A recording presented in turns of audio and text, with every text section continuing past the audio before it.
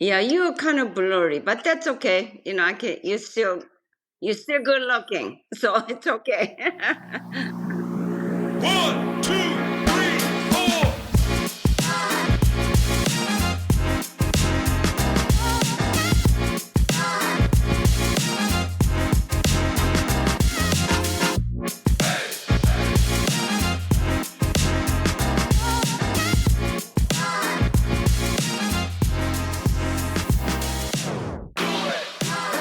What's up, everybody, and welcome to episode 68 of the On the Runs podcast. We are one episode away from Erika's favorite number, and we're just having way too much fun. We are virtual tonight. I am in my ever-growing bedroom podcast studio. One day I'll have some nice decorations, but Erika's in her beautiful bedroom studio with all the nice decorations behind her. How are you doing, Erika? I am doing just fine, but for the record, my favorite number is 8. Thank you very much. Ooh, 8, really 8. I love 8. I don't know. That has always been like my number in soccer and stuff, so it just kind of stuck with me, just so you know. Very cool, very cool. Mine was 11 and 22. I don't know why 11, but 22 is my birthday, and then I was number 2 in high school for hockey. I really like 37 as well, but this is episode 68. Yes. 68 of the On the Runs podcast. Holy cow, 68 episodes. So Pretty good, right? Yeah. how was your weekend? It was awesome. I was just out there enjoying the weather, got outside for some can runs. we talk about the weather? Wow. Finally, it has turned around. Humidity's low. Must be like excellent beam and score. Cheerleading season is back in session last week. 2-hour practices Monday, Tuesday, Wednesday, Thursday. That's a lot. I know it is a lot for 7-year-olds, but I found time to like run around the Dairyfield Park. It's awesome. And it's the old high school cross country trails. I even ran up the backside of McIntyre, which is this little ski mountain here. You're not a skier, so No. But it's where all the cross country races were in high school. And I just remember it being like these awful hills, but I got in a few extra runs this week. I'm feeling really great. I did 2 bike rides over the weekend. I ran this morning. Like, holy cow, I had a week, and it's, I think, weather motivated. Like, I'm up at 6:30 and I'm just like, let's do this. The nicer the day, the more it's just easier to get out there. So good for you, dude. Just let this be a spark and keep it going. Yeah, we're going to keep rolling because what is this week? What week is it? You guys, it's Anchor Down week. Oh, I'm so excited. It's like T-minus 4 days from now. And well, it'll be 3 days when you're hearing this, but I am just so excited to get back there to run the course. Even though there's some trail, it's one of my favorite courses right along the water. And I just get to see all my friends, my new friends, especially like Maurice. I'm pumped up because there's a 99.9 chance I'm going now. And we have a babysitter lined up. Thanks to you, Erika. Well, thanks to your mom, actually. I'm just willing to help out. But I am just so pumped you'll be able to be there. It wouldn't feel the same if you weren't there. It wouldn't be the same. I have to find a way to go. It's not the number one reason why I bailed on Reach the Beach, but as you said, if you're not coming to Reach the Beach means there's a better chance of coming to Anchor Down. You're all for it. And I'm like, yeah, I want to be at Anchor Down. I have goals. You have goals. I have goals. Mm-hmm. I want to make a YouTube video of Anchor Down. It'll be my first YouTube video. Like, all right. Like not of our episodes. It'll be our first On the Runs vlog. That's what it'll be. And I have goals. I have goals for this podcast and goals for what we're doing. And yeah, get ready to be on camera, Eham. Well, I'm going to be sparkly AF because I'm not going to wear black this year. I've learned my lesson. Black plus nighttime equals really hard to see. But I think I'm going to go with the current theme of lately, which is Barbie. I'm going to wear all pink. I'm going to be ultra Barbie. I have myself a really nice pink sparkly skirt. So, well, I'm not going to dress up like Ken. I'm not going to be like Ryan Gosling. Oh my God, that would be hilarious. I haven't even seen Barbie yet, but it's everywhere, so I gotta. It is. We need a plan, and we're gonna make a plan in a couple of days on Wednesday at Run Walk Brew, right? Yep, we're gonna make a plan. RWB. We'll make it a plan. All right, cool. What time do you want to get there? Just wondering now off the top of your head. What time are we going to show up? 5:30. Oh, that feels late. Starts at 5:45. I can't get out of work early. I already have working? Friday off. Yes, I'm working. Oh no, I'm talking about Friday. What time are we gonna get? I thought you were talking about Wednesday. I want to get there as early as we can swing it. I have Friday off, all of Friday off, so we can start camping at 2. You tell me. You should sleep in. That is the plan. Why don't we shoot for like between 2 and 3? I'll take it. All right, cool. It's lots of time to relax, set up, mingle a little bit, if you will. Mingle, baby. Don't forget the banner. Good call. We will plan on Wednesday, but let's get to our interview. Let's get to our episode because our guest is amazing. She was brought to us by one of our favorite people of the pod, Patrick Lieber, who was able to hook us up with Jeannie Rice, who just happens to be like Mrs. World Record holder for every running distance in the world. She is just absolutely incredible, this woman. She is 75 years old and just breaking records left and right. She just recently set a new 5K age record, a new 10K age record, and she has held the marathon record for many years now. So just for like Jeannie. Every age group over 60 or something. She fast. She was amazing. The interview was so much fun. We actually learned that Patrick is the president of their running club. He didn't tell us that when we had him on earlier. He's so humble. Their running club is NERC. The Northeast Running Club, with 252 members. Dang. I really need to join a running club. I mean, I'm part of some here and there, but I need to belong to one. We're in RWB. We're in RWB. I'm going to start calling it RWB, baby. Mm-hmm. We're in there. It's just when can we make it? Sometimes Wednesdays are tough. Sometimes just, But our interview is awesome. So let's get to the interview, but maybe not small, big disclaimer. All right. 60-something episodes. I finally screwed one up. All right. This is all my fault. Honestly, I don't know what happened, but our audio, and when I say Erika and myself, our audio, when we first did this and after we uploaded everything, it was awful. It just sounded awful. You remember the episode? I didn't even put out the tros. I just did a quick, sorry, no tros. We screwed something up. It's 11:30 at night. Might have been KJ's episode, I think, right? Does that sound right? It was, because KJ got her own episode in a way. Kind of was like, KJ gets her own episode. So in the past 2 months since we interviewed Jeannie, I went to the University of YouTube and I did everything I could to fix the clipping and the distorted sound. And basically, when you get clipping, there's no fixing. Hey, that's right. I rhymed. So I did everything I could to soften it up and make at least my voice and Erika's voice sound a little more pleasant. Jeannie's audio is perfect. It's perfect. And I thought maybe Erika and I will just re-record all our lines, but it just ruined the flow.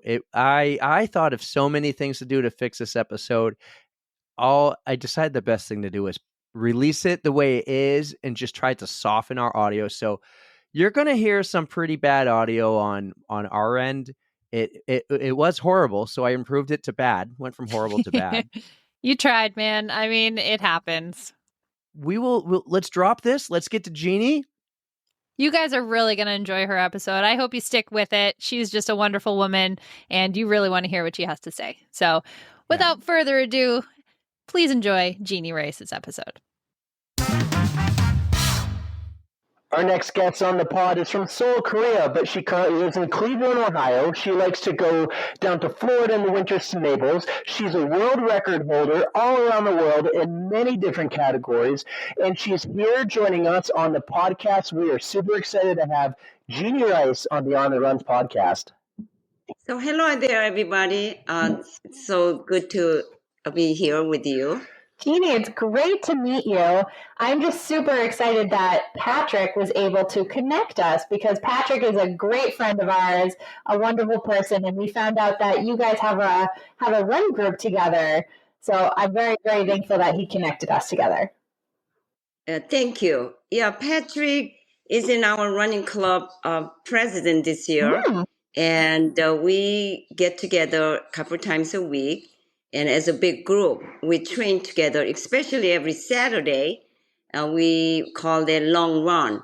So sometimes you get 30 people. So we run, 10-mile plus. And sometimes if I want to add it on more mileage, and I'll get there half hour early and 3 miles before we meet, and then we run 10, or if you want to add more, and then we run after. So we all get together certain time, and then we'll go to coffee afterwards. It's a lot of fun. So nice. I mean, long runs are always better with friends, but it must be even better with that many friends. Up to 30. Yes. That is a huge group of people. This is your run team. I actually think Patrick is the president. Yeah, she's. Yes, he is. Yes, in our group. Yeah, Northeast Running Club, we call. Patrick failed to tell us that when we had him on the podcast. Probably being humble. He didn't want to gloat about himself, but he gloated about you, and he said how awesome a person you are. So first thing I want to know is, I hear, since we're on the topic of your run group, you have this gorgeous house and you host the run group many times a year and have them over for parties and get-togethers and a good time.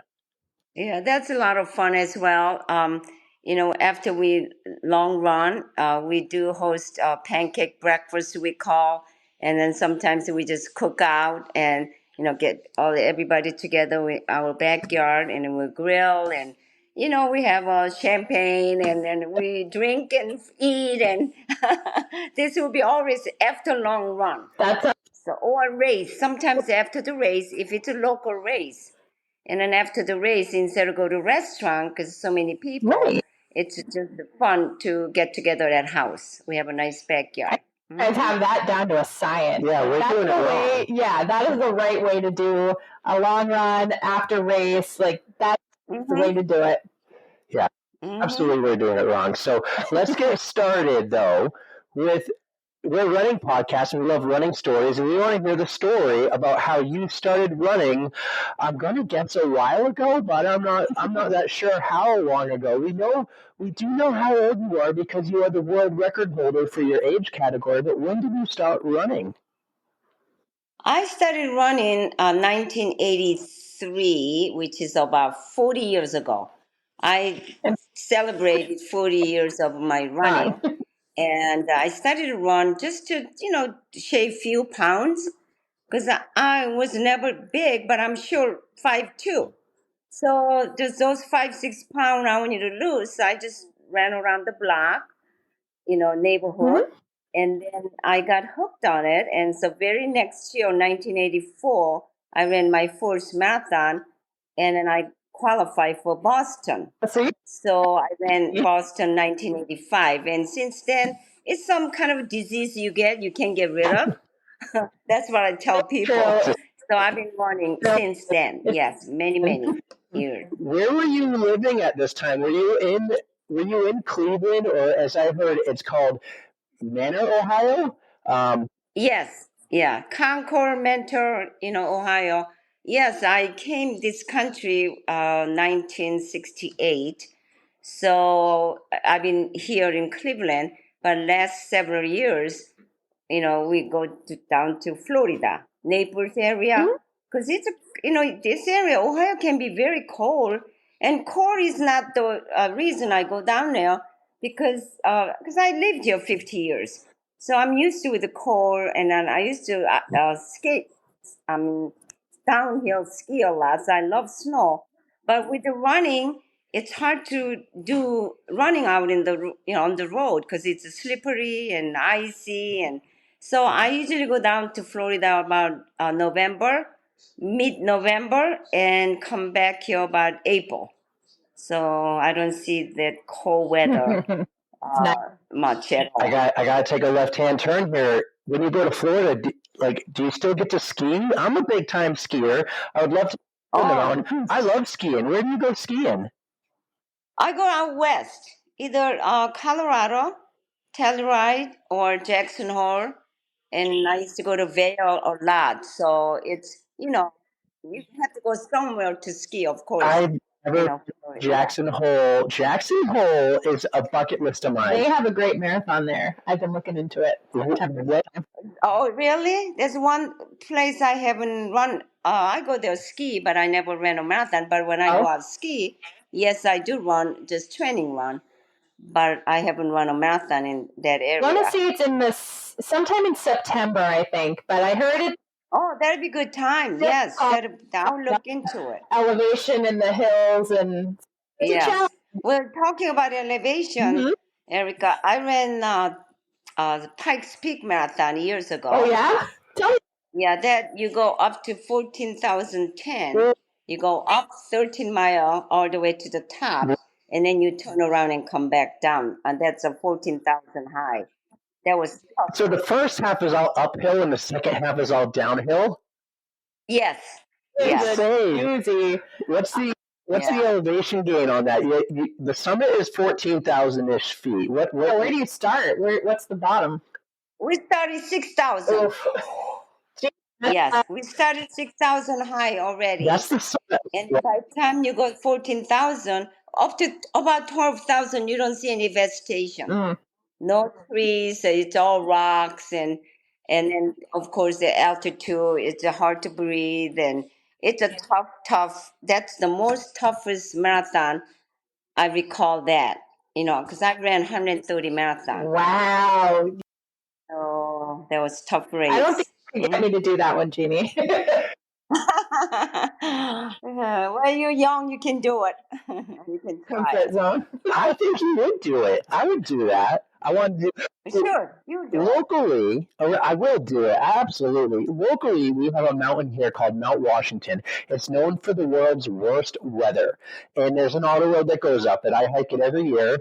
It's only 6,000 feet, and you start maybe just south of 4,000 feet. But they have the auto road race where you run 7.6 miles up the auto road. Oh my! And the race happened yesterday. The weather was brutal. Oh yeah, oh my God! It's like some hypothermia. Yeah. Yes. So well, runners are tough. You get your mind to it, you can get through anything. That's right. So I'll do Washington first. I'm shooting for that next year. Well, if you do that, then you'll be well on your way for training. Yeah, I'll have to work on Pikes Peak. I'll have to lose some weight for it because if I'm climbing 7,000 feet, I could lose. Yeah, you got to try. It's in August. Oh, it is. So you got to look into it. Yes. And another thing was I recall that was my toughest marathon out of 130. Wow. And second one was Great Wall, China. That's just literally doing stairs, right? Yeah, that's why it was tough. The stairs up in the mountain. There's no elevation though, not much, but the stairs were really narrow. Some areas are narrow, some areas are real high and low, and I mean you go up and down, but it is absolutely gorgeous view. But that was a tough to run, but it was we get through it. I'm so excited to hear about more of your races because you've already teased us with like two of the coolest ones I've heard of so far. So where were we? We got sidetracked from skiing. That brought us to the peak. Jeannie, I want to go skiing with you, but we can talk about that another time. Okay. We'll go to Jackson Hole. Just tell me the next time you go to Jackson Hole. But Erika's really running. That'd be great. So you've done over 130 marathons. Your first marathon, I think you told us, was just a local one. You qualified for Boston. So where do you want to go on the marathon talk here? Do you want to start with favorites, or do you want to get where do you want to go? I know the two of you had run in marathons together as recently as last March in Tokyo. That's right. Did you get your 6 already, Jeannie? Yes, I did. Erika, were you there in Japan? I was there in Japan. I think. Oh, too bad we didn't. We didn't hook up. So, that was your major too? 6 major. That was my 6-star. Yep. That's great. Yeah. Well, I was supposed to go 2020, but then with the COVID, it got canceled, and the last 3 years canceled. Yeah. So that was my last one. But I'm gonna do second time around. Good for you. So London I've done a couple times, and of course Chicago. And that's when I did a world record 5 years ago, Chicago Marathon. But I won Chicago Marathon, New York, of course, Boston, Tokyo, and Berlin. That's Berlin. The another one, I beat my own record in Berlin 2019. But London, I didn't get to win. I'm talking about age division. London, I was third. So I am going back next year to win it. So that's my goal. Everybody has their own personal goal, and I won five major marathon except in London. I mean, my friends thinking that's still winning, but I didn't win. I came in third. It's a So pretty achievable goal for you. You are an incredible runner. I mean, 75 years young. I mean, there's no stopping you. So you have. Nope. When is it? It's April? April again. So they moved it back. Yeah, that's April, but I'm going to go to Chicago again this year. That Chicago is the one 5 years ago I beat a world record. A world record was at the time, I believe, 338. Mhm. And then I ran 327. And then following year, that was 2018, and I beat by 7 minutes. That record was standing 5 years at the time by German lady. And then I went following year, 2019 Berlin Marathon. I beat my own record by 3 minutes. So I ran 324. I was in Berlin at that same time too. You know what? This is killing me that we were in the same place at so many different times. I was in Chicago.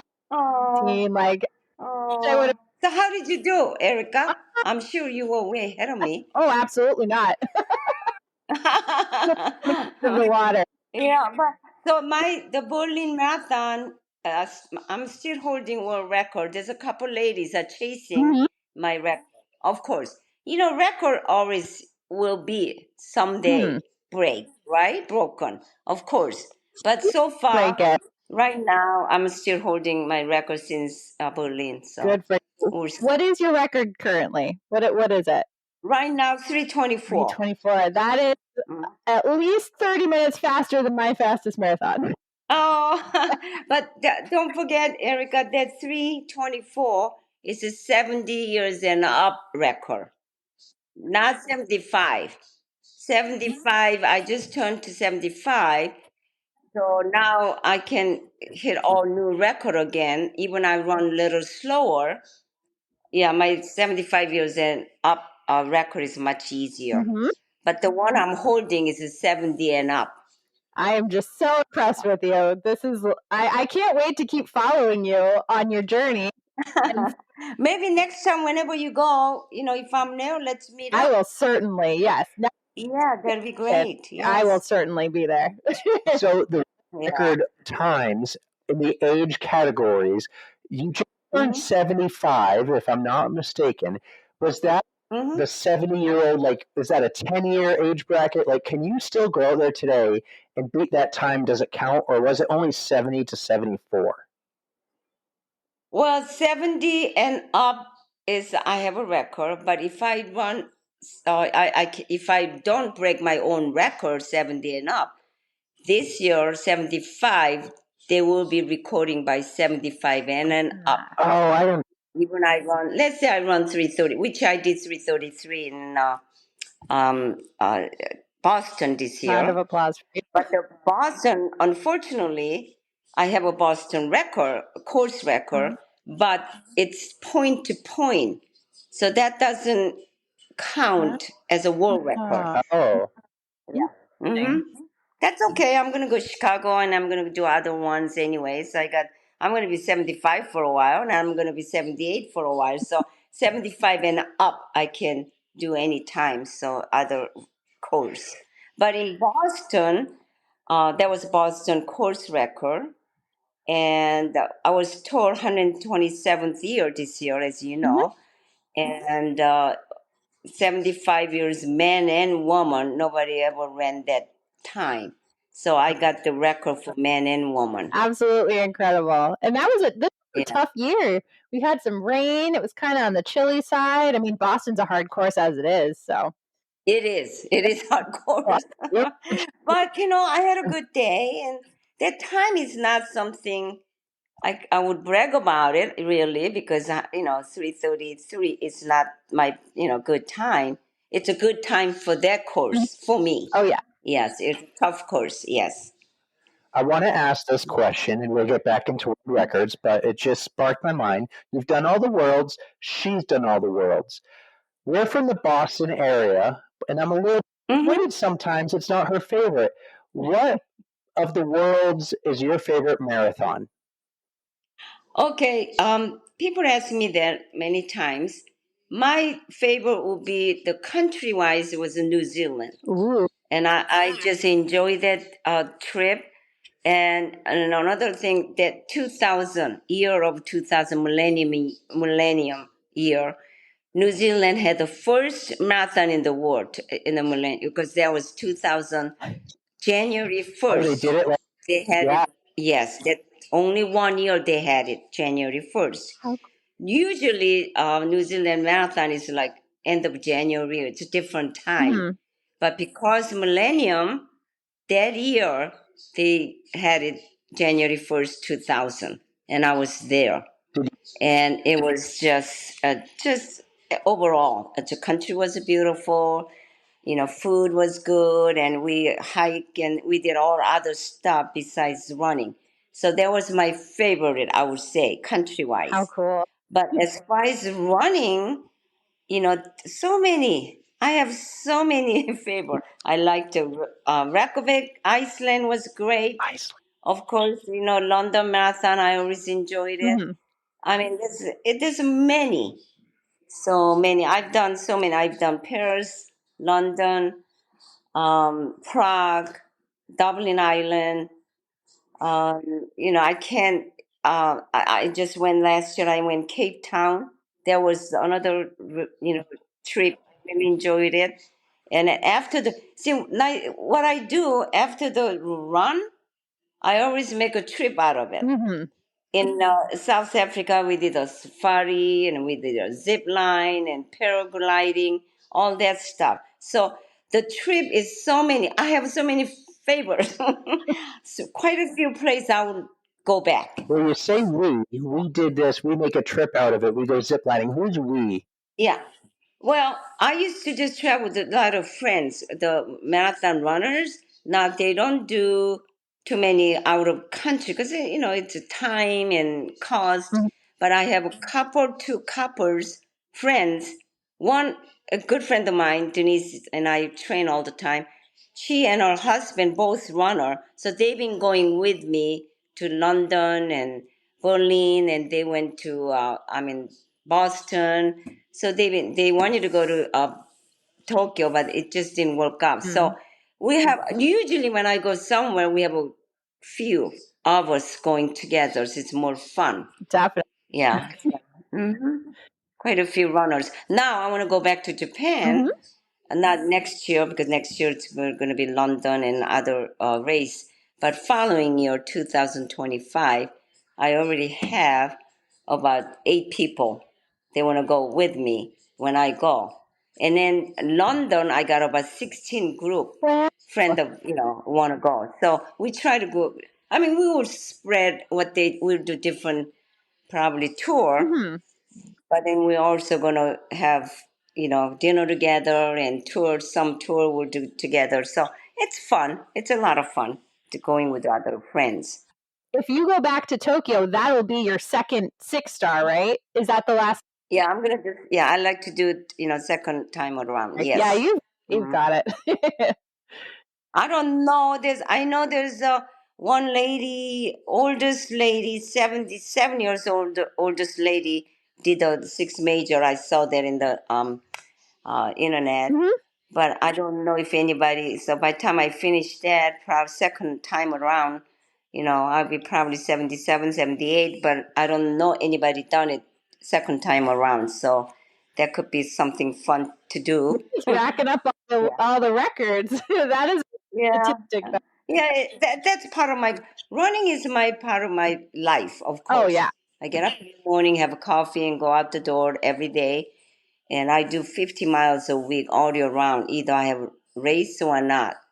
That's my normal 50 miles a week all year round. Either summer or spring or winter. But of course, racing, and I like competition. Mhm. So that's another fun. I like to go different races. You're doing 50 miles a week and you're staying injury free. Do you have any secrets for us, like how you stay injury free? Okay, yeah, I don't have any secret. People ask me, what's the secret? I really never had an injury. And I had an injury twice from falling during the run. I fell and because a trip over a construction area. no. So I hurt my knees. I was off for a couple of 3 weeks. And, those things I have, but never, knock on wood, never from running.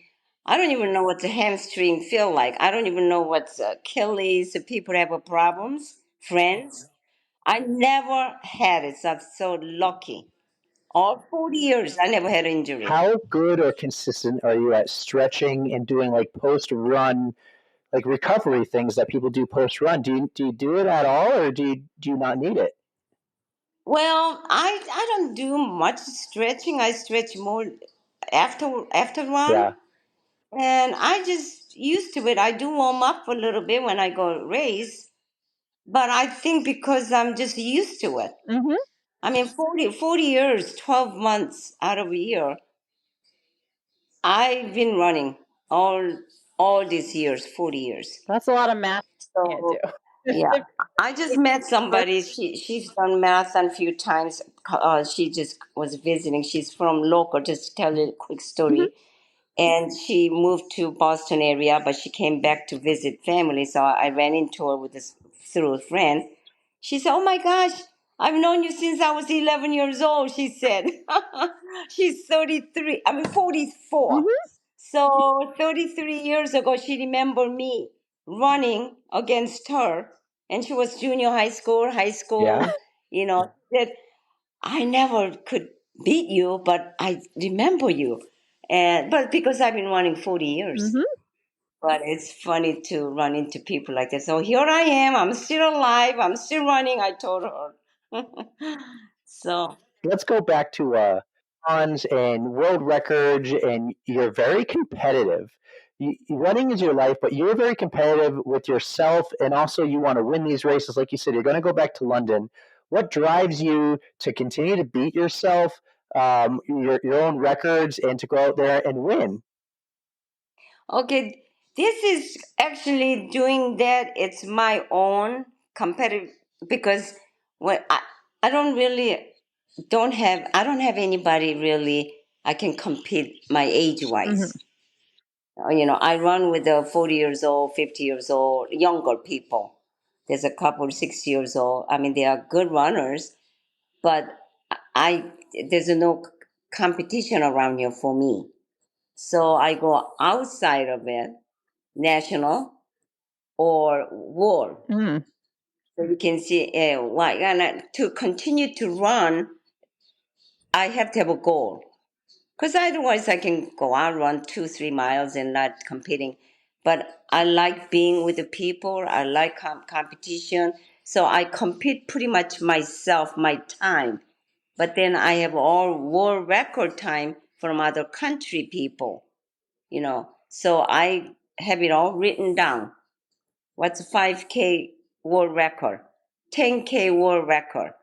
Half marathon world record. Now, of course, I have a half marathon. I have a world record right now. Awesome. I don't think I can beat my own 70 years old record. Now I'm 75, but I can start all over 75 world record. So I put it in writing. I'm carrying it sometime with me. So that's just motivate me. Yeah. So that's what you do. You write it down and you manifest it. Beat this. I can do this. Well, as long as I'm healthy, it's actually for exercise anyway.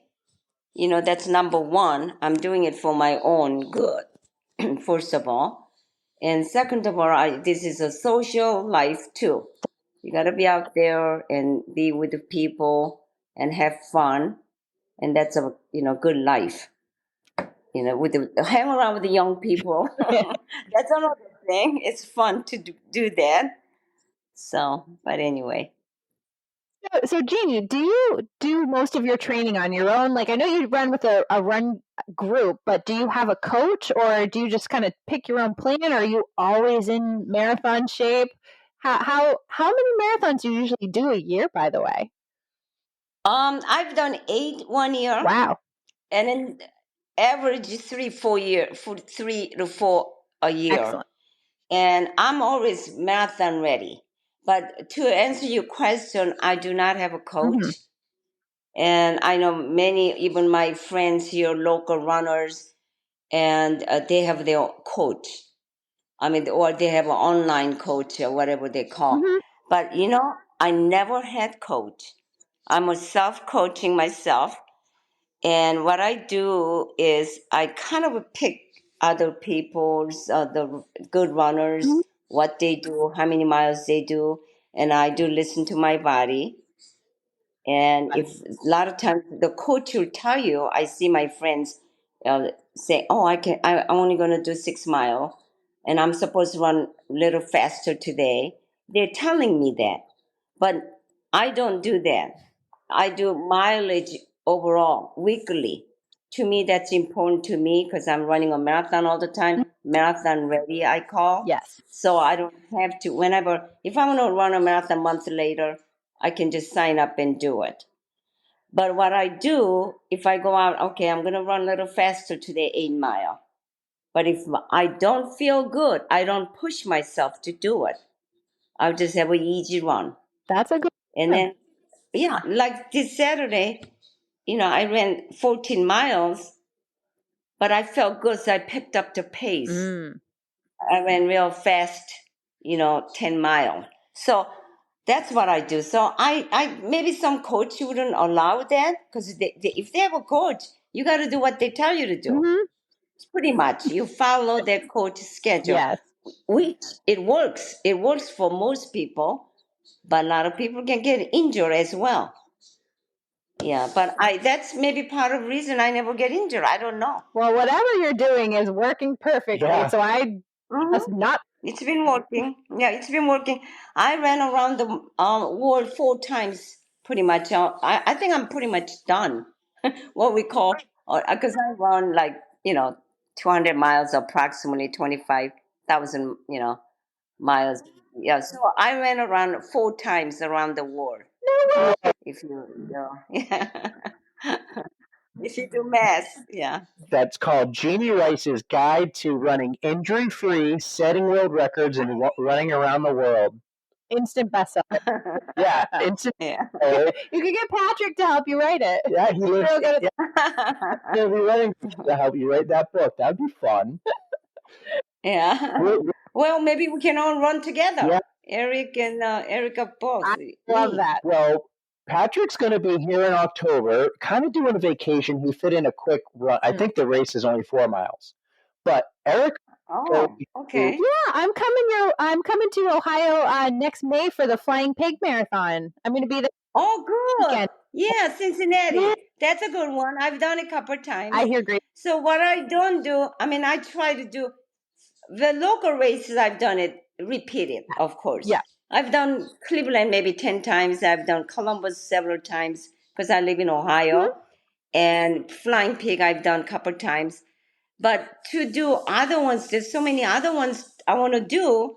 So I haven't repeated too many other country ones, except, London I've done a couple of times. But most of them I don't do repeat. But next big one I want to do Sydney Marathon. The one that they're considering for a 7th World Marathon Major. It's in a candidacy program. I heard that one. That's right. Sydney or Cape Town. Yes. They're both, candidate. Yeah. I had heard they were trying to get, I think it was Singapore, but I think it's like way too hot to do it there or something. Yes, it is hot. I've done a Thailand marathon. Have you? Okay. And we started at 3:00 in the morning. How is it? That race started at 3. Yeah. No, that's because it gets hot. Well, that actually.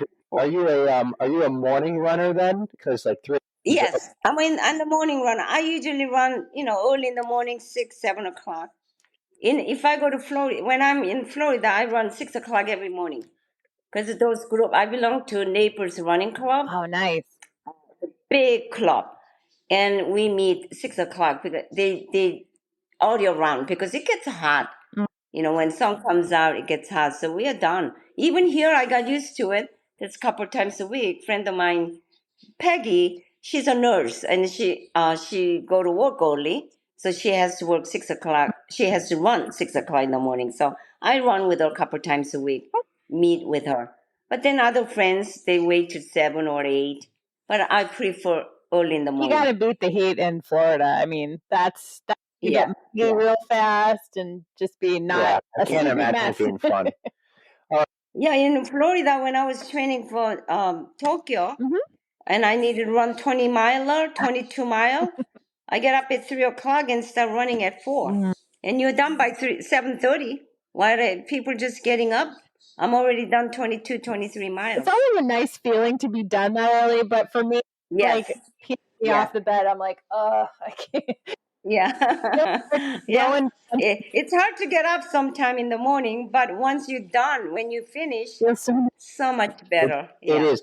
I go through phases of being an early morning guy to work out and run or work whatever I'm doing, and then sometimes it's late at night. And I got kids, I got little ones, so it's tough. Oh, I did try to get up and Yes. go to the gym early, and Yeah. one of my kids woke up, and so I have a 7-year-old daughter, and I have Oh. twins who are 2. Oh my gosh. Twins woke up, and I went and laid down with them, and I missed. Sure. Well, you're right. You got to spend time. I used to run in the evening. That's when my kids were already 12, 14 years old. But, I get up and, I didn't have time because I had to get them, lunch ready. Right. And no, I used to run in the evening or later. But now I don't have all that, chore to do in the morning. So I just get up early in the morning and run. That's my, part of life. Well, from what I understand, you are because I think you retired, a very successful real estate agent. Yes, I've been doing that for 30 years. Wow. And that's why that real estate business allowed me to travel. Because it's not like 9 to 5. You have to be at the office and work and every day. But when I was working 60 hours a week. When I was busy. But then it allowed me to take time off. And my younger son Kevin was helping me with my business, so I was able to do traveling. So I travel a lot. It's fun to go other country too. So many beautiful country out there. Doesn't have to be running, but what are some of your favorite places you've ever visited during your travels? Well, New Zealand I liked, and then of course when we went to Japan this year, and I'm from Korea, so we scoot over Korea for another week. That was a really enjoyable because I haven't been back home for 35 years. Wow. Yeah. So when I went to New Zealand, I went to Australia, Great Barrier Reef. I scuba dive. I used to dive a lot too, believe it or not, scuba dive. But I gave that up, quite a few years ago. But I used to dive a lot. And besides running, skiing, diving, now I do a little bit of golfing. Ooh, And then I don't do dive anymore. I sold all my equipment. But ski, I will still ski. I love downhill ski. Have you been to like But, the Alps to ski or anything? Any cool place like out in Europe or anything like? yeah, Europe. Yeah, I've ski Switzerland. That was quite a few years ago. But now when I travel now, it's always running. I find the marathon and then go travel after run. Kind of what I do. Yeah, there's so many races all around the country, all around the world, right? Yep. Yeah, so it's fun to connect with that. There's so many marathons everywhere. So now I like to another place I haven't been yet, Greece. Essence, that I like to run that race. I haven't done that. So I don't know. I better hurry because I'm not gonna live forever, right? At the rate you're going and you're still breaking world records, you're going to be, Nothing's going to stop you. yeah, you're going to be the 80-year-old record holder, the 90. Oh, I don't know. That'll be my goal, and I would love to be still 80 years old and running with the younger friends. That'd be great. That was one of my questions, actually. You're 75. You have so many amazing accomplishments outside of setting more world records and breaking your own time. What is next? What else is on your list of accomplishments you want to make? Another compliment. Yeah, that's a good question. Of course, we want to stay healthy. That's number one. But the way we are, in what I'm doing, I will stay healthy. So far, no problem. My older granddaughter, her goal is half marathon in 50 states. Very nice. So when she graduated from high school 5 years ago, I took her, just she and I took her to Alaska. I ran a marathon, she ran half. Mm-hmm. And then, of course, we live here, so she did a Cleveland half marathon. And then her mom, my daughter-in-law, took her to Napa Valley as a vacation, just girls. And then she did half. So she did already California, Alaska, and then Ohio. But right now, she's in medical school right now. So she's so busy studying. Yes. There's a lot to do. But she's only 22 years old. So she's got a lot of years ahead. So I already told her, Alisa, once grandma cannot run marathon, the time's going to come. Not that I couldn't run, maybe too much once I get older. I mean, it's funny I said I get older. I'm already older. But so I said I will do a half marathon with her. So that's another, I like to do. That's another goal, I have. If I can run a marathon because of distance, and half will be much easier. So, and that's her goal. That's what she likes to do. Isn't it awesome? Absolutely. So I'll be running with her half marathon. Is running really in your family outside your granddaughter just your thing, or did your family take it on like you did? Yeah, well, I have two sons, and my oldest son really doesn't run. He works out, but he likes hiking and skiing, and they were always, active. My younger son ran for high school, cross country, and then he did couple three marathon maybe. I think he said, "Well, mom can do it." That was when I did 70. This is a little cute story. I was 70th marathon in Cleveland. This is quite a while ago. He thought, well, my mom's 60 some years old. She's doing 70 marathon. Maybe I can run one, right? So he did one. He only ran one 16-miler, but not a 10-miler, but not long one. He was suffering. So that year, I only ran 10Ks. I thought I would just help him. I'll go about 20 mile, bring him in. I probably ran a marathon that year. I kept going. He's not in. He's not coming in. So here he's walking about a 19th mile. It was a long race for him. He still did 4 hours and 5 minutes. Wow. Yes, yeah, because he was a fast runner for a short distance. He walked about 5, 6 miles, walk and jog. But anyway, so he realized that marathon is not 5K or 10K. Hard. I mean, it's not hard if you train right. You got to respect training is the tough part, don't you think? Yes. Running a marathon, you go there, just you're done 3, 4, 5 hours, whatever. Yeah. But training, you gotta train all these weeks. So that's the hard part without the injury. That's the tough part. Yes. Yeah, that's so my kids, my grandkids, my granddaughters. One is she actually raced several. My younger granddaughter doesn't race, but she runs up to 6 mile just for fitness. Good. Right, that's awesome. Yeah. I'm trying to talk her into let's do 5K, but she doesn't like to race, but she's running for fitness, which is fine. That's great. That would be fine too, just for exercise. I love that it's a family affair. Like everybody's just trying to stay healthy, stay active, and yeah, I do have my brother. He just left Saturday. He was here visiting, and he does have an 8th degree Taekwondo black belt. Wow! Oh, don't mess with him. Oh, he's a headmaster. Yes, he used to have a 10, 15 studio, Mexico and Houston area, but he's retired. He's 72 years old. So he's retired. He saw all the studios. So he goes around to visit his old studio. And yeah, his wife has a 5th degree black belt as well. And she's a professor in Seoul.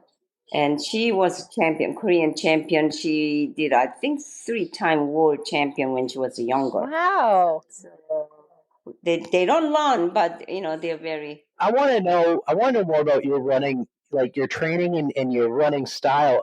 What is your day by day and week by week like? Like, do you run every day? Do you take days off? Is your Saturday a long day and then you do a speed day somewhere? Yeah. Yes. Yeah. I do have a little bit routine. I don't have I don't follow 100%. But normally Wednesday is my speed work day. And then Saturday is a long run day. But now during the summer, we have a lot of race on weekends. So I try to run like a different day, pick a Thursday or pick the Monday for long run. If I have the race. Right now I'm 7 weeks straight. We call Boston Body. I don't know if you guys know that Boston Body group. No. Are you? Yeah, there's a group. It's a nationwide. Boston by group. We don't know everybody, but we're in the group in the Facebook. So we have a 7 weeks tournament. You got to run 7 weeks every weekend, 5K, either your race or your own. But you have to be able to run 5K, your time, and turn it in. And it's kind of a tournament we call. So right now it's going. I just did the second one past weekend. So Saturday I did that 5K, and then I added on 11 miles. So weekend, yes, I do try to do long run on weekends, and then Wednesday, a little bit of a speed work, track workout, and then Monday or Thursday depends how I feel. We do pick up what we call on the road, fat leg work or whatever. So in a progressive run, I mix it all around. But yes, there's an easy run, and then medium fast run, and speed work and long run. So overall, I'm very pretty set about the mileage. So I do like to run 50 miles a week at least. 50 miles a week. 50, yeah. I've been doing this 40 years, Eric. And when I do run a marathon, let's say I'm coming, Chicago Marathon coming up in October.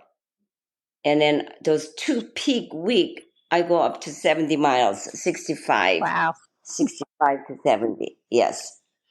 I'm doing like 40 miles, and usually I'm down to like 25 on and off, like if I'm not training for anything. So 50. Yeah, that's probably just good, just perfect.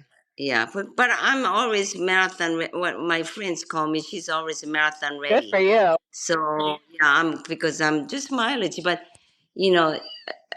interesting part is a lot of people. Sometimes you raise your mileage fast, quickly, and you get injured. Yep. Yeah, that's some of my friends' a problem. But I don't have that problem, injury problem. I just, I've been doing this so routine for 40 years actually. This is this Boston Marathon April was my 40 years anniversary. Yeah, seriously, whatever you're doing, just stick with it. It's working. Yeah. Well, you gotta have dedicated. Yeah. I told people 3 Ds: dedication and discipline. If you have a dedicated and you discipline always you have to have it too. And then determination. Yeah. Mm-hmm. Yep. And then, you try to eat right, eat That's healthy. true, yeah. Yeah, and then eat healthy, and then, you got to get enough sleep. That's And that's so important. succeed. I'm good at the sleep. No, I don't get enough at all. None. My watch might say you slept 4.5 hours. Like, yeah, I got a good night. Oh, no. No, that's not enough, Getting right? better. Yeah. Honestly, it has been getting better. But my daughter, when she was a baby, she slept like an angel. She Mm-hmm. sleeps in. These boys did not sleep through the night. I know that feeling, how you feel, because I know my younger son never slept well. Right. 8 months he never slept It was through. probably 8 months. now they go to bed late, like because of the daylight, they're not falling asleep at Yeah. 7:30 like they used to. It's closer to 8:30.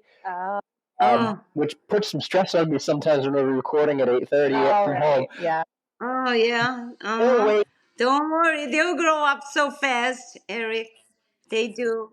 Actually, Yeah. today we took them to the Boston Aquarium, or it's called the New England Aquarium, but it was in Boston, and it was a blast. They were so excited, like big eyes, and fish tank, and the turtle was huge, and they're like, ah, ah.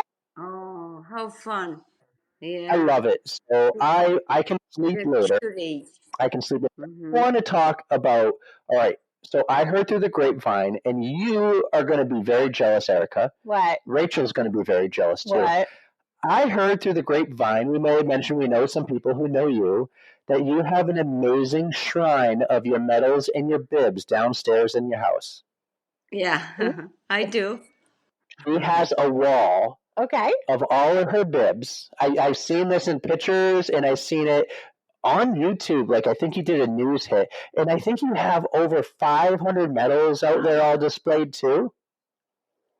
Yeah, probably more than that. I used to have a lot of trophy as well, but I donate to YMCA because trophy takes too much room and so when I moved downsized, I got rid of them. So I felt good about it, give it to YMCA. Yeah.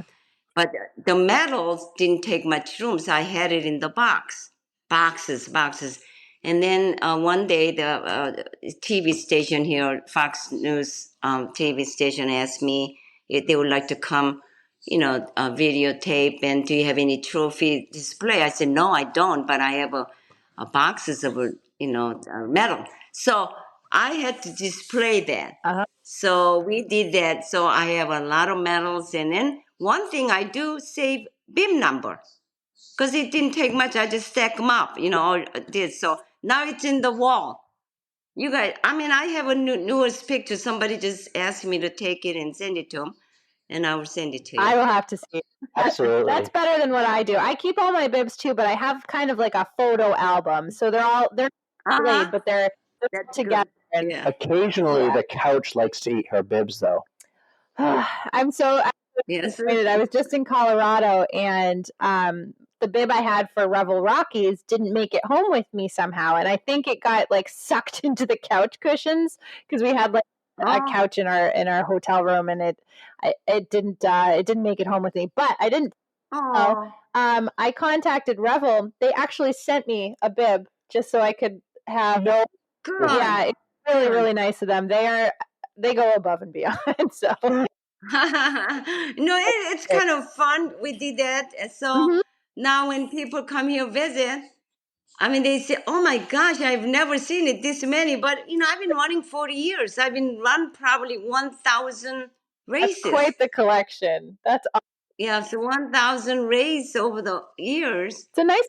And so I got all these medals and all this bib number. Good for you. So, I mean, it's always nice to display your accomplishments, and like even if it's just like a 5K that you just as a training run or something, like it's still a memory. And yeah, right. So see, years ago they only gave 2 marathon medals. Oh. And then if you win, they give you the trophy or another medal. But now, a lot of races, you just finish it, they give you a medal. So people love that. I think that, especially children, and they love to earn that medal. Yeah, I think it helps with children. Like it kind of gets them excited to do these races, and it gets them involved. Great. Yeah. Mm-hmm. I want to mention somebody else actually because we're in New Hampshire, and our New Hampshire running community is pretty strong and very, very cool and unique in its own way. The Ohio community, we're actually getting to learn about the Ohio community a lot. So we know you, we know we know the running group we're in, that you're in, but we also know Angela Pohl. And we have Yes. on, Yes. and I think you and Angela are pretty good friends, and go. Yes, we are. Mm-hmm. Oh, cool. Yeah, she lives nearby. Mm-hmm. I'm great. A lovely lady. Mm-hmm. We had her on back in October. We did a breast cancer awareness month. And we Yes. and she was awesome. So I just think it's really cool, the community that all the areas have, and it seems the Ohio running community is really strong with people like you and Angela and Patrick and who else? Do you have any? So we're a storytelling podcast. Do you have any fun or interesting stories of a memorable marathon or something that you ran out of your 130 of them, or one of just the running community you're a part of, and your running team, your running group? Like, could be one time Patrick was at a party at your house and he got a little too drunk and you know. No, we don't have that kind of party yet. But Angela's house is an in-ground pool. So a lot of times, not a lot of times, during the summer, sometimes they have to run. She did not too long ago, actually. So we call it pool party, but, people go in the pool and then float around and then we cook out. And that's fun, too. So this group really have a lot of fun. And then one of another friend lives on the lake. We have a Great Lakes, that. Cleveland, yeah. So he lives right on the beach. So we have a beach party. We have a fire, on the beach and campfire and we have a beach party. And then at this past Saturday, our group, we do this once a year though, because we don't do that all the time for winery. We have a lot of winery in Ohio. I don't like Ohio wine. I shouldn't say that, but I don't. But we do go winery. It's a lot of fun. We have, 2 big picnic table, and then they have music. And this is all runners, a group together. We do that. So besides, we have a road trip. Some of people go to Indiana or Columbus, and when they have a marathon, we spread out who's doing Columbus Marathon this year, who's doing Buffalo, and they get together. So, we have a really fun group here. And one of our good friends have an Italian restaurant, their own restaurant, TJ on the Avenue. So every time if somebody going to race, so I usually make plan. We have a pasta dinner before somebody send him off to the race. So this is we always have something going on with our running community. Running family, yeah, we call that big running family. I love the big Ohio running family. I want to know when your next beach party is. Yeah, you should come. You should. You did you go to school with Patrick? Or you just know Patrick? Not old. I know I have no hair, but no, we met him through Andrea. Oh, okay, that's right. We met Angela. We found Angela on Instagram. Angela introduced us to Patrick, and Patrick made the connection for you. Actually, so you're in the news quite often, and you made all these world records, and everyone starts sending me around the Boston Marathon your record that you made. And at the same time, Patrick said, "Hey, I don't know if you saw, but this woman named Jeannie Rice just made a world record, and I know her." And I was like, "Let's make the connection. Let's put all the dots together, cross our T's and dot our J's." Yeah. And I know today is June, I don't know, June something. 19th. Mm-hmm. So it's been a while. It's been 2 months since Boston, but we finally made it happen. Yeah, it's 2 months already. Oh my gosh, time flies, doesn't it? What is next on your schedule? Well, this coming week, Saturday, there is a USATF Master National Championship, but it's only 1 mile. Mm-hmm. I'm not a track runner, 1 mile. I'm more distance runner. Yes. But because I have a pretty good chance I can do the world record. So I have a friend recommend I should do a couple, I mean, not recommend, and ask I should do short distance this year. Mhm. Also marathon. I'll never give up marathon. So I'm doing that 1 mile this Saturday. And then in next month, in July, that's also USATF National Championship in Greensboro, North Carolina. Yeah. It's all kinds of distance. I sign up for, register for 5 events. Wow.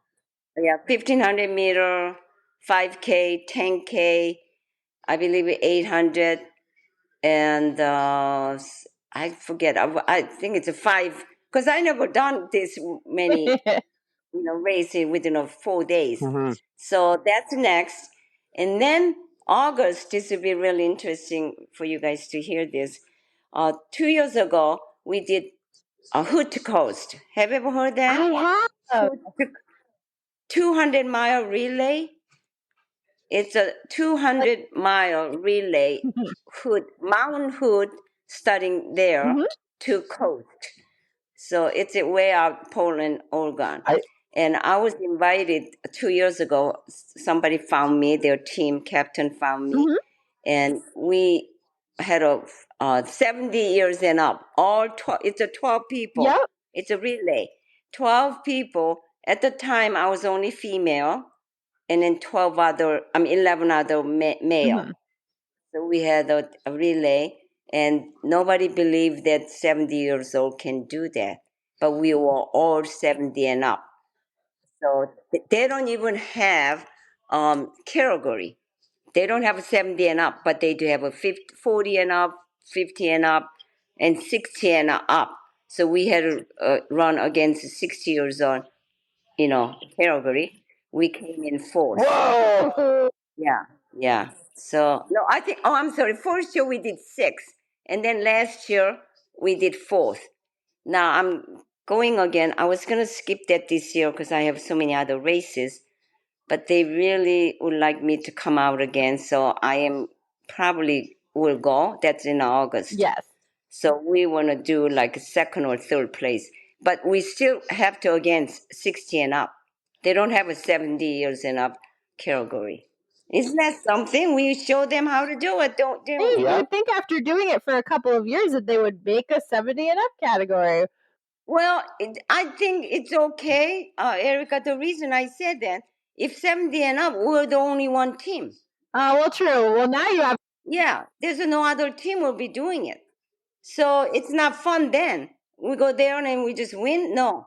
We want to run against 60 and up. So does it make sense to you? Yes. Yeah. I love it. I love your competitiveness and your drive. Love it. Yeah, so they're making a documentary. They're making a film because it's a pretty rough. It's hard to do because it takes 30 hours.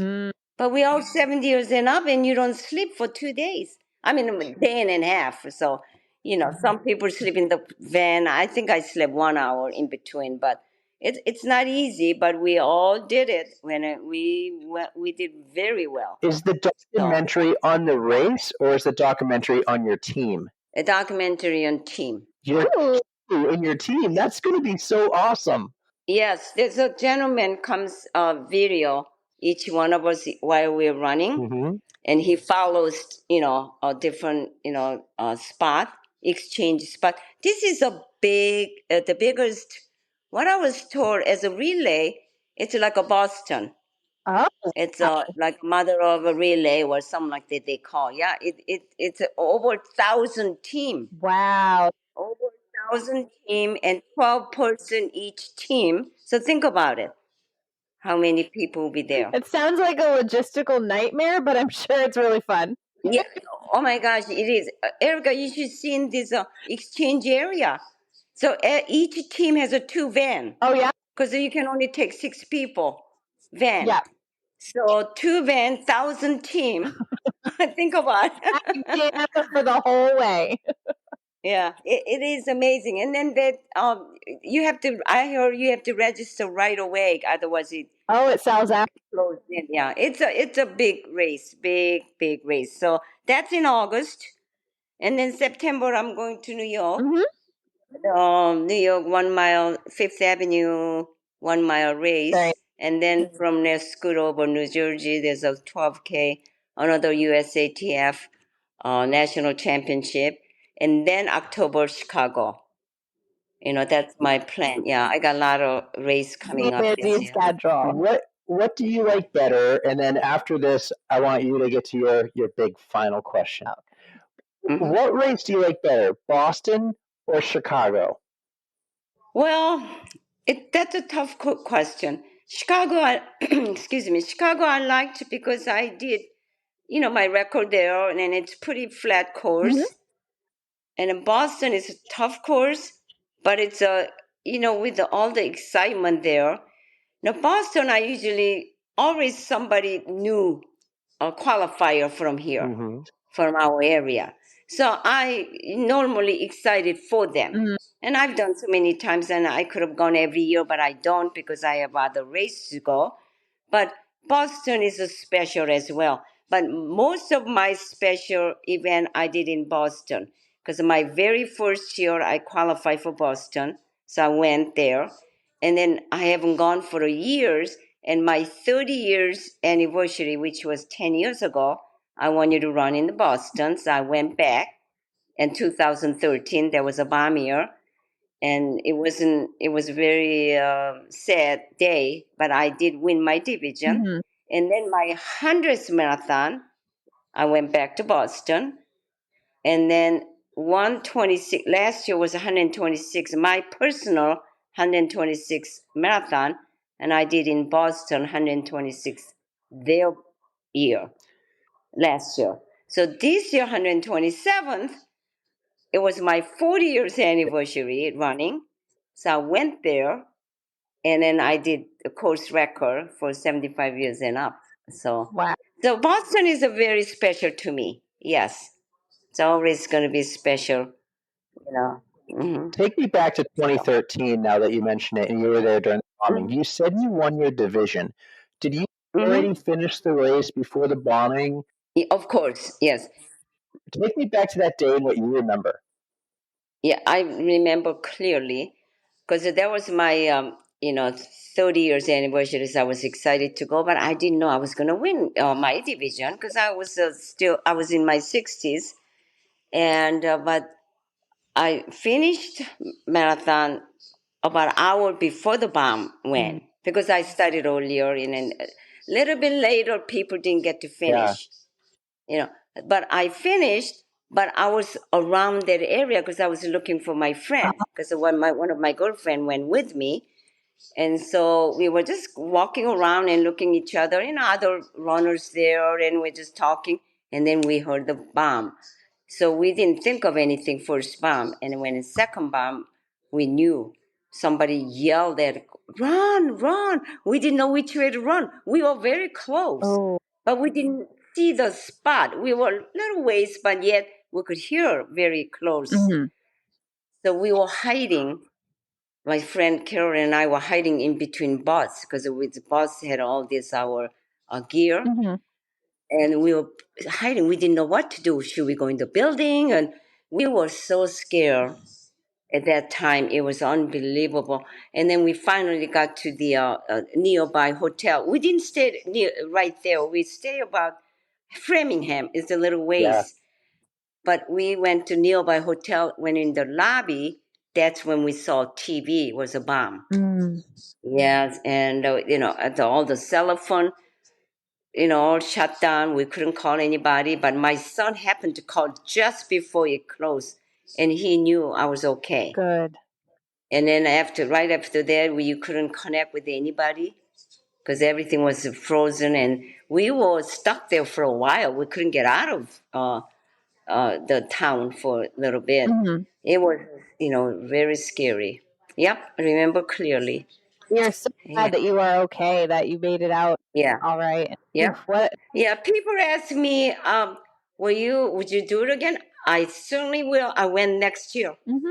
I went back next year, yeah, because that wasn't going to stop, So, it's just those things could happen anywhere, but we can't be afraid of it either, right? We can't stop, yeah. Things stop you from going out there and living your life and running in and doing your thing. Yeah, this year they had a 10th year already. That's right. Yeah, they had a lot of memorial, service going on this year. So, but anyway, yeah, Boston strong. I wear this T-shirt sometime. Good. Yeah. I love that you do that. Thank you for sharing that with us. I wasn't prepped. I wasn't prepping for that question. You mentioned you were. Yeah. Thank you for sharing that. So Boston is just. Oh, you're welcome. It's been very pleasure to talking to both of you. We typically have two final questions, and we're going to ask them for you now. They're not that tough, but I like to act like they are big questions, and I'm going to let Erika go first. Oh, I get to go first. Okay. Well, this is a pretty easy question. You typically go first. Oh no, I typically go first. Do you still want me to go? I'll go first because mine's a little different. Okay. All right. So typically, I go creeping through our guest's Instagram page, and I find a photo. But your Instagram page only has 3 photos, so I'm gonna change it up. You are from the Cleveland area.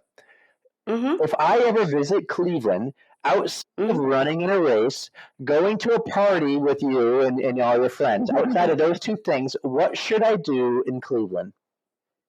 Or what you should do when you come to Cleveland? That's right. Outside of running a race, going to your parties, because I plan on doing both of those. Well, first of all, yes, you're going to meet all my friends. We'll have a nice little party for you, Eric. Right? And Cleveland has a lot to offer, actually. Depends if you're going to stay a little bit longer. We are right on the lake, and we have great play, play here, and we have a lot of sports going on here, as you know, and then we have a winery, and we have a rock and rock hall, rock and roll in museum. So there's a lot to do. And of course, you'll be busy with the runners. We're going to take you for a lot of different running place. Yeah. So please do come visit. I will soon. Drag him with me because I'm going out next May, so he's just got to come with me. That's Cincinnati. Yeah. Oh, okay. But they live in Cleveland. I'll just tack it on to the end of my trip. Yes, it's not that far. Yeah. I'm going that way. I'm going this weekend that way. No, it's not that far. You have to stop in Cleveland. Sure. So now no excuse. He has no excuse. As they say, Cleveland rocks. So we have a Spotify playlist, and we like to invite our guests to add a song to it. So is there any song that you just love that gets you pumped up? I mean, it doesn't have to be something you listen to when you work out, but just something energetic that you might want to share with the listeners. Oh, well, I'm old. You guys probably don't even know. I used to love Proud Mary. Tina Turner. Oh. Proud Mary, keep on going and rolling. And yeah, that was my when I was younger, and we used to dance to that. And I do listen to classic music. I love piano music. Mm-hmm. My sister played piano when we were growing up, and she was always practicing. And so I got used to it. And piano music, I listen to piano music a lot. I'm not necessarily singer. I can't name. I love music. I can't pinpoint which one I like the best, but I like piano music. That's awesome. You ever go to a piano bar, like a nice place? Yes, I love it. There's a one in Naples. So you guys have to come to Naples. You guys have to travel. That's work to do. You know what's a good one in Naples? Naples half in January. That's a pretty classic half marathon. Okay. I'm in. So January is a good time to get away to Naples. Naples is way down Florida, way down West Coast. East Coast is Miami, Fort Lauderdale. Okay. But you got the other side, West Coast, way down. Yeah, right by Marco Island, and there's a Naples. South of Fort Myers. South of Fort. Yep. Okay. Yes. Southwest. My wife's dad, I guess he's my father-in-law, but it's her biological dad. He lives, I can't think of the town, but about an hour south of Daytona. So he's East Coast. Yeah, Daytona is a little bit up. Yeah, little up. No, yeah. This is the Naples way down south. Yeah. We typically go to Florida every winter. At least we had the last 3, and it's nice because up here in the cold winters, it's a break. Now I'm a skier just like you, so honestly, I would love to meet you once and go skiing. I want to go to Jackson Hole. So. Oh, that's the best. That's a tough area, but it's beautiful. I've been skiing since, I don't know, I've probably gone out west 25, 30 years in a row. I used to go every winter, either Vail or Utah, ski Utah, but last several years, just either Jackson Hole or Telluride. Now, are you a groomer? Do you like the groomer trails, or will you go out in the fresh powder when it dumps snow one night? Well, probably more like groom now, because I used to go to powder, and I'm not a good skier because I never learned when I was young. But I'm a fast skier because 2 things. I'm not afraid of hill. I'm not afraid of speed. So I can go pretty fast, and I like moguls and yeah. I go to Black Diamonds. Yes, I do. Yeah. So many people in the world can probably say in your area and around that I ran with Jeannie Rice. Not only did I run with her one day because I want to say I got to. I ski with her. Yes, that'd be fun. Yes. I could be the only one in the world who said I ran and skied with Jeannie Rice outside of. Now, do you golf? You. We can golf too. I can golf. I'll go. Oh, good. Erika will golf. Yes. I'll bring my hockey. I'm not good, stick. But yeah.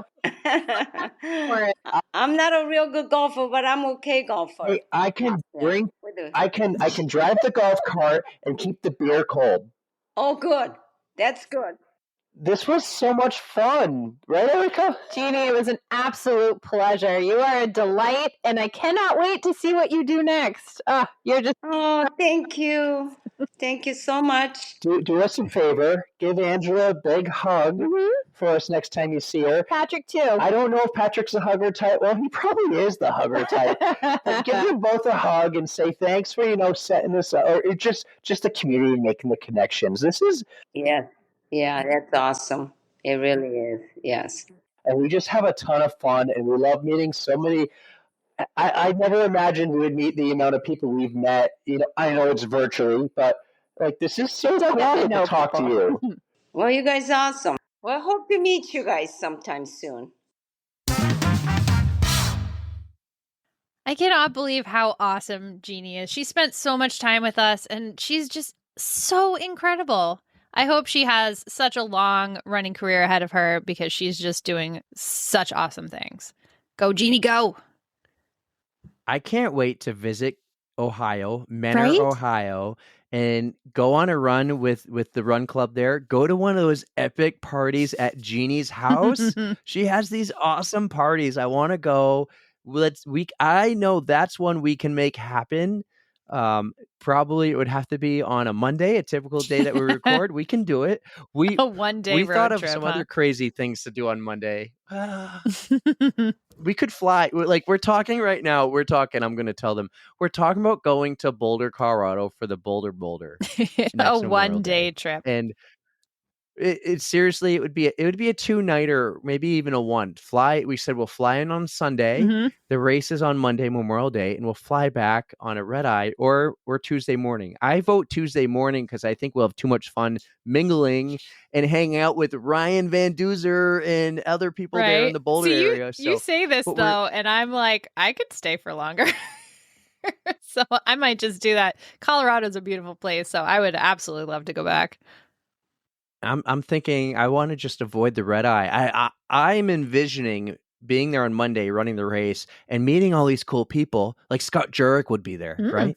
Meeting all these cool people, and then having to be like, oh, I got a flight to catch. I would rather just do it Tuesday morning after getting breakfast at Dana's Cafe there. There you go. I can't remember the name of the cafe, but Yeah.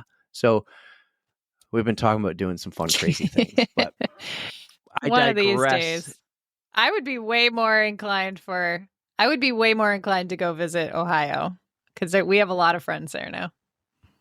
We do. That would be so cool because Angela Pole's there. Mm-hmm. Of course, Patrick. There'll be others. Patrick sent me a fun content idea he has for when you're at Flying Pig. Really? Oh, okay. Yeah. Well, because I won't be there, I'm thinking he's just like, hey, I'll do this for you since you won't be there. Because I think he's realizing I can't make that trip. I could probably make it for one of the races. I can't do the whole week. So, well, yeah, that's crazy talk. I've got like 3 days of races, 4 different races, something like that. So, but don't worry, I won't be alone. Not only will I have Patrick and Angela, but Dave is going to go too. So, Hype man Dave. Shout out. Yeah, you'll be fine. You'll be fine. I would go on my own anyways. I feel like I already know them, even though we've never met officially, but I feel like I would be comfortable out there.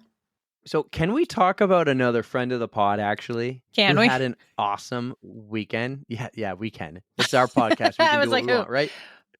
Marc the Shark. Marc the Shark. Marc, remember when we had him for OTR Live? Yes. He was trying to get a wild card spot for the PTO, which is Professional Triathlon Organization, US Open in Milwaukee. And he got the wild card. How Enough awesome. people went on social media and they're like, Marc the Shark, Marc the Shark. And they're like, Marc DuBrick, get him. I want to talk about Marc for a minute because he did awesome. Go maybe for he it. thinks that he did. He might think he had a middle of the pack performance from his standards, but what a cool day. What a fun race. So I'm watching this live on YouTube. I watched the stream. I felt like you watching a marathon. Like it actually got really interesting, the whole entire race. Marc finished 16th overall. That's amazing. He came into the race ranked 79th in the world, and he finished 16th. So that's it. Now, I don't even think there was 80 triathletes. Like this was an invitation race. So there might have been 40-ish. Oh. And I might be way off. It might have been 50. It might have been 35. I'm thinking it's somewhere in that area. He got 16th. He led the swim pretty early on. He ended up finishing 5th overall in the swim, but he got a ton of TV time, a ton of name drops. Miranda Carefree was dropping his name a couple times. You see him coming out. The funniest thing was when you come out and your little wristband or your ankle bracelet hits the mat, it would say Marc DuBrick 5th place. It had the Denmark flag. Oh, really? Oh, that's weird. So I was like, oh, Marc DuBrick from Denmark. That was kind of funny. It eventually changed, and he rode in the top 10 of the bike early on, but I don't know what happened on the bike. So we know the bike's his weakest as far as what he's told us and what we know. His swim is amazing. His run is great. So his swim was one of the best swims, the fifth best swim. His run was right up there with the winners. It was like an hour and 1 minute, 20K, I think. Wow. Yeah, like an hour and 1 minute. His bike though was 5. Right. Insane. His bike, though, was 5 minutes slower than anyone in the top 25. Oh.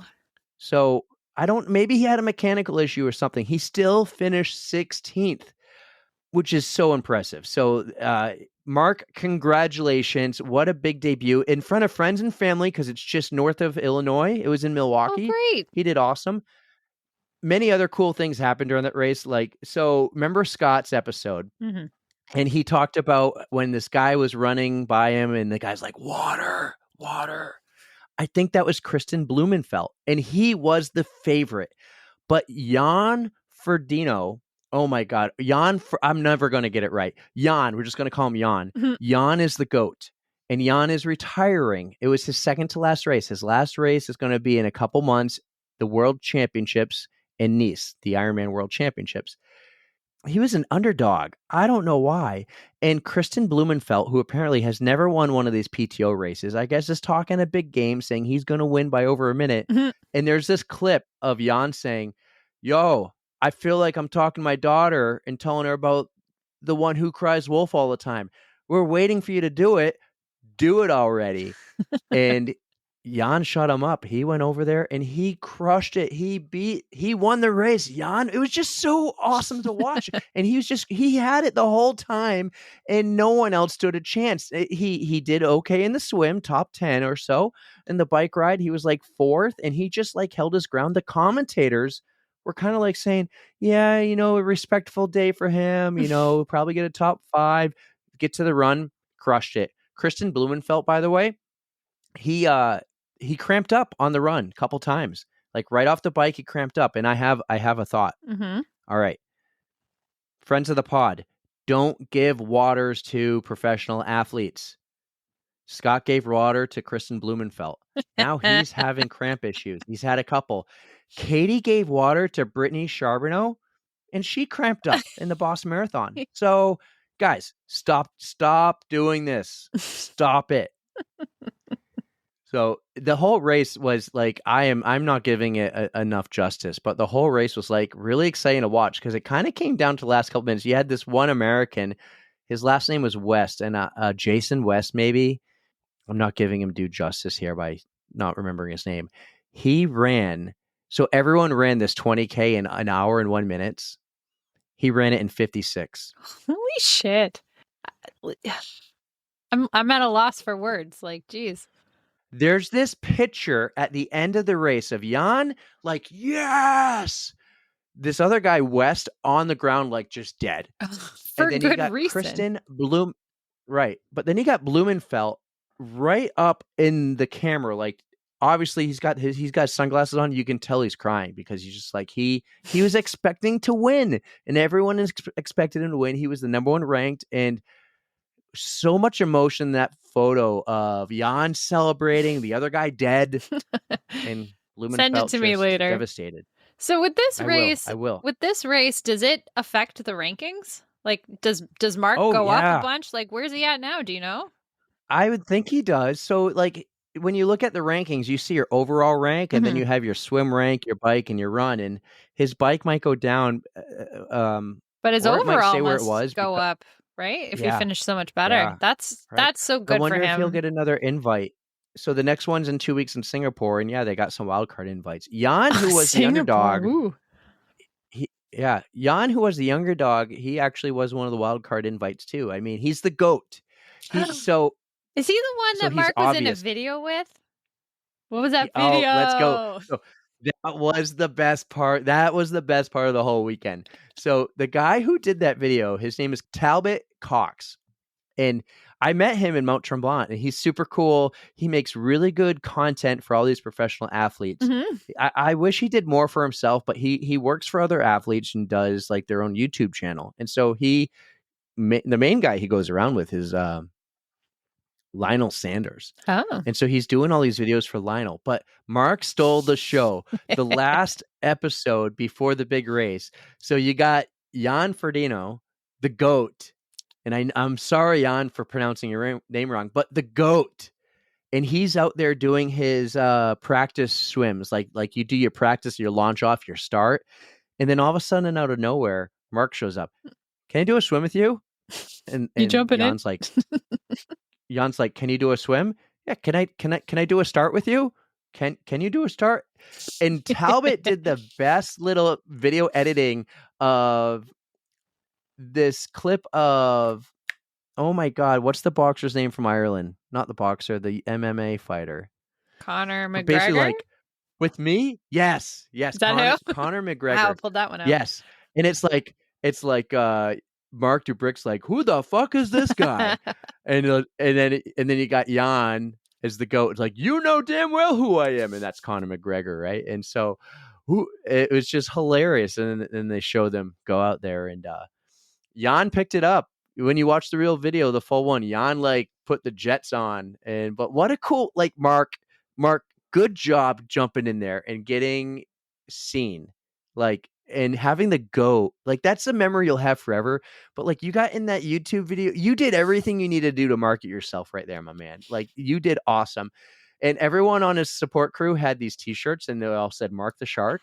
I love that nickname. Oh, it makes me wish I had something that name rhymed with my name. You need to sell those T-shirts, Mark. So yeah, that video was epic. Like, just it was so cool. Good, and I just was so pumped for Mark. Like, even though they made fun of him, like in a fun way, like it was just great content. Yeah, he's on the up and up, man. He's doing so well. Yeah. So keep it up, dude.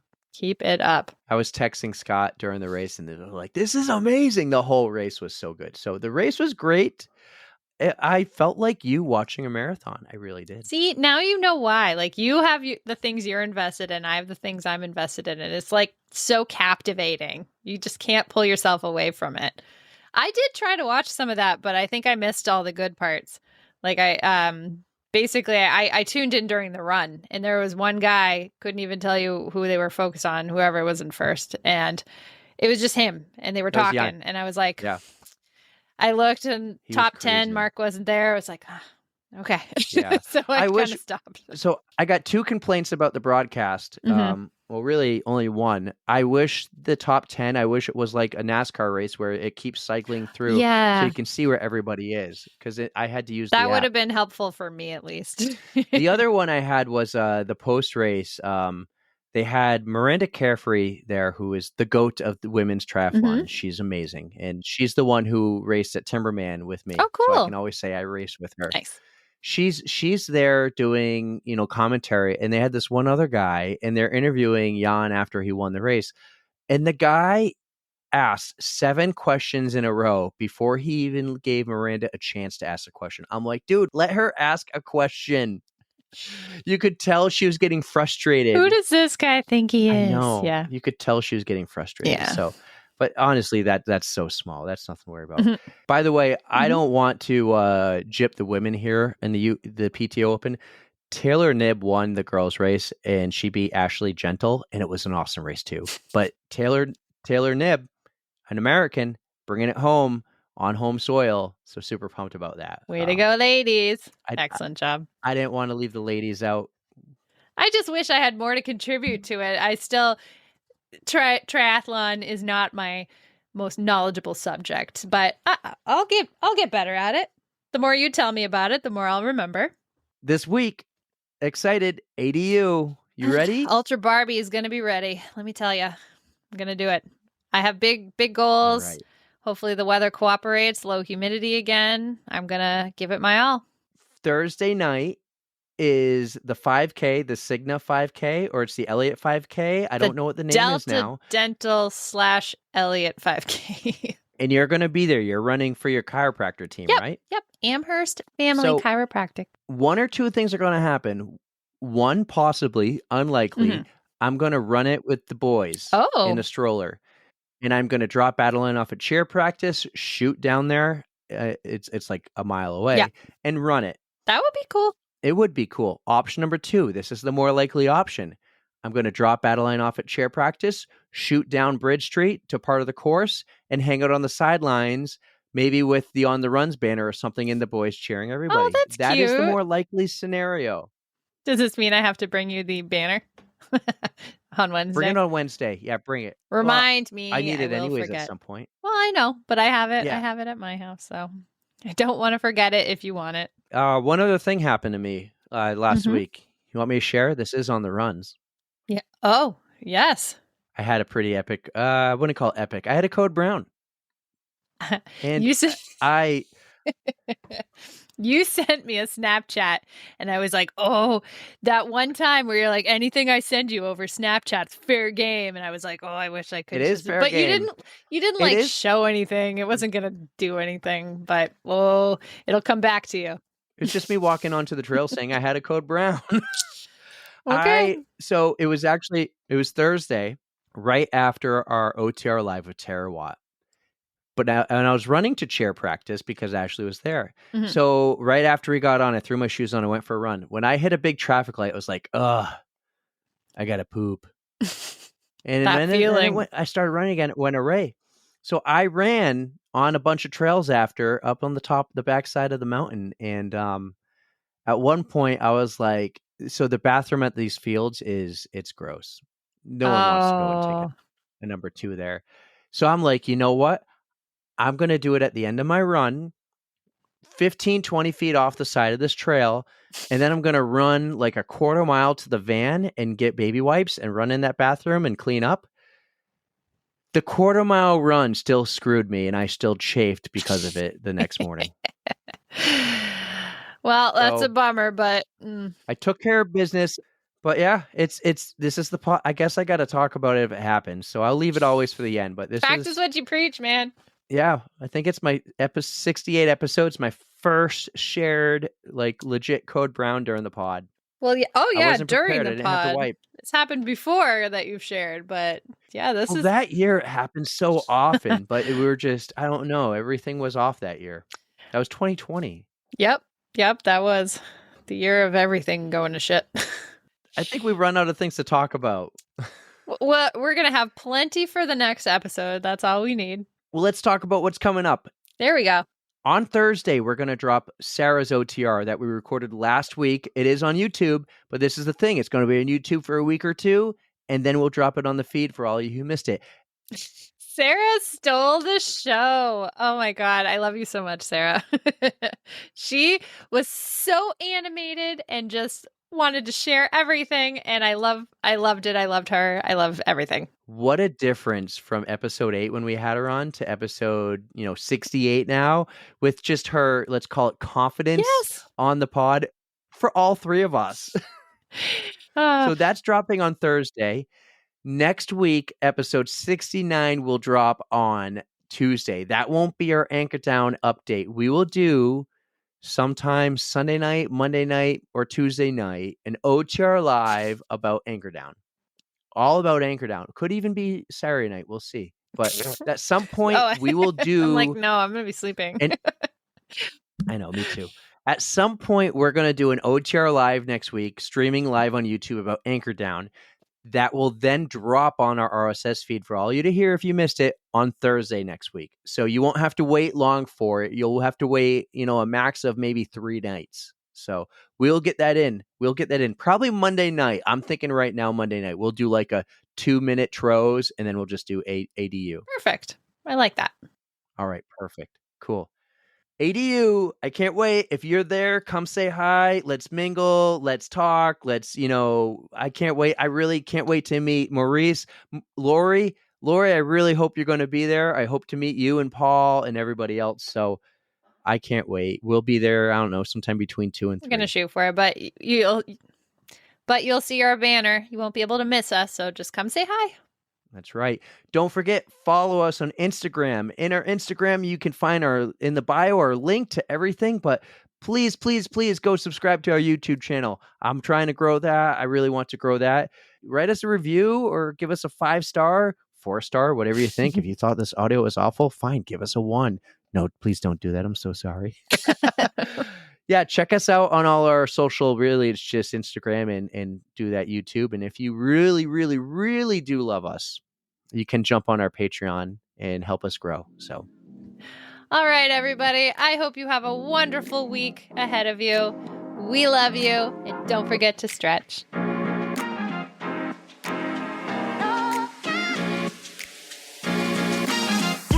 2, 1.